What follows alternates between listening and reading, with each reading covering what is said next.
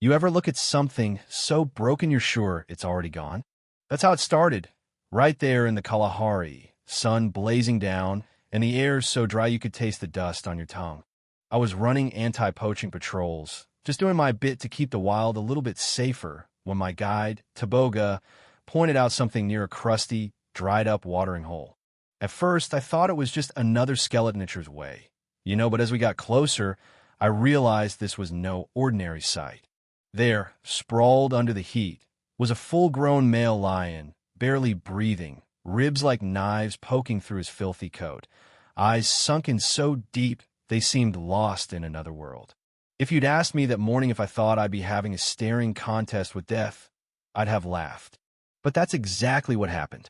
I knelt down, half expecting the beast to lunge or growl something to remind me I was dealing with a wild predator, not some house cat. But he just looked at me.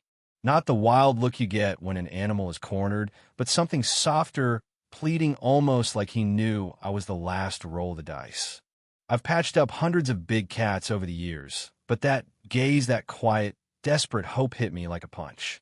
His gums were chalk white, breath shallow, sores all over from days spent lying in the same spot. His hind legs, man, they looked done for.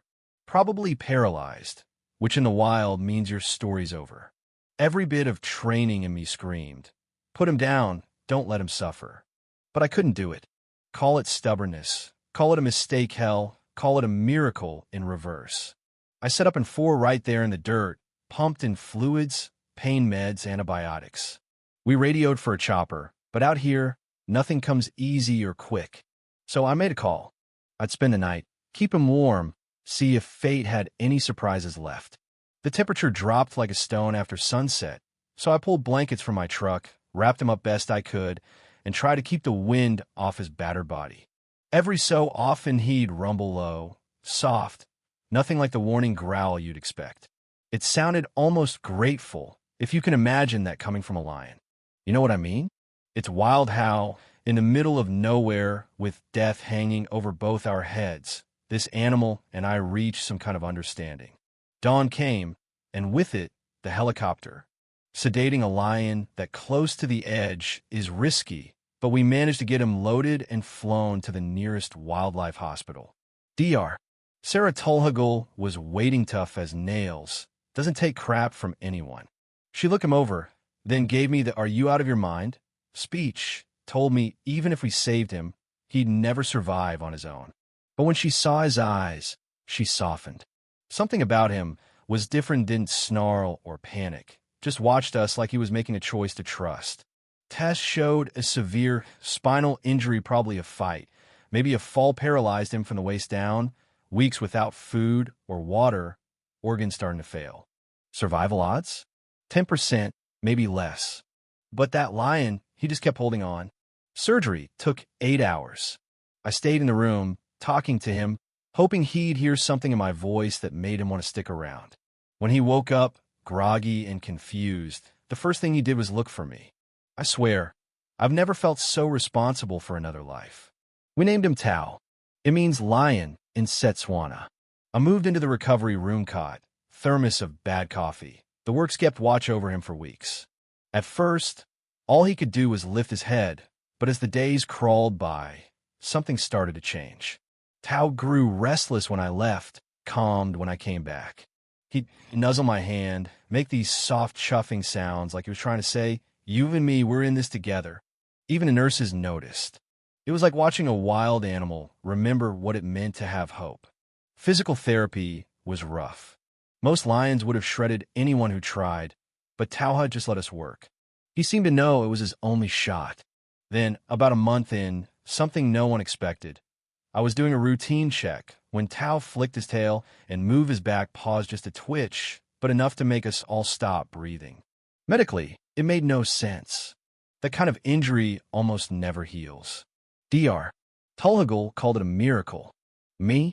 I thought maybe it was just a stubborn lion refusing to quit. Word got out. Someone shot video of Tao taking his first shaky steps, me holding him up, both of us looking ridiculous. It exploded online, millions watched, millions cried. Donations poured in to help keep Tao's rehab going. 6 months later, Tao was a different animal, walking, running, roaring again, as if daring the world to doubt him. I built a special enclosure for him, figured he'd earned a quiet retirement. But Tao had his own ideas. One October morning, I walked in, and he gently grabbed my wrist in his jaws, not biting, just holding, then pulled me toward the gate. I swear, it felt like he was saying, "Come on, there's something you need to see." Against every rule in the book, I opened that gate. What happened next, man? It gives me chills even now. We walked together, 2 miles through the bush, news choppers overhead, half the world watching. Tao led me to a pride of lionesses with cubs' old family, struggling to survive the same drought that nearly killed him. He stepped in between them and me, made these soft sounds, and I could see he was protecting them, introducing me like I was one of his own.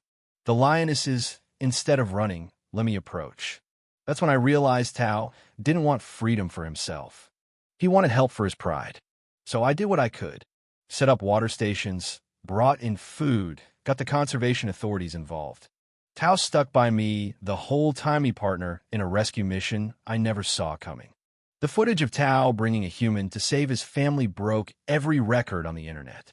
Jane Goodall herself called it the most extraordinary display of cross-species cooperation she'd ever seen. Eventually, I had to bring Tao back to the center. Wild Africa isn't a Disney movie, and there are still rules. He lived 7 more years, became a symbol for lion conservation, raised millions for animals who'd never have a chance without stories like his. When he finally passed, I was right there, holding the paw of the same lion I once found dying under that merciless sun. Tao taught me a lesson you can't put in a textbook. The line between us and the wild, between people and animals, is way thinner than most folks want to admit. He didn't just survive, he chose, with that battered body and iron will, to use his second chance to help others. Now, I gotta ask, where do you draw the line between giving up and giving in?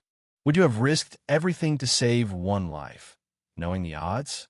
Drop a comment, tell me what you do, or what you think true gratitude and courage look like. Maybe, just maybe, we'll all learn something about what it means to be human from a lion who refused to quit.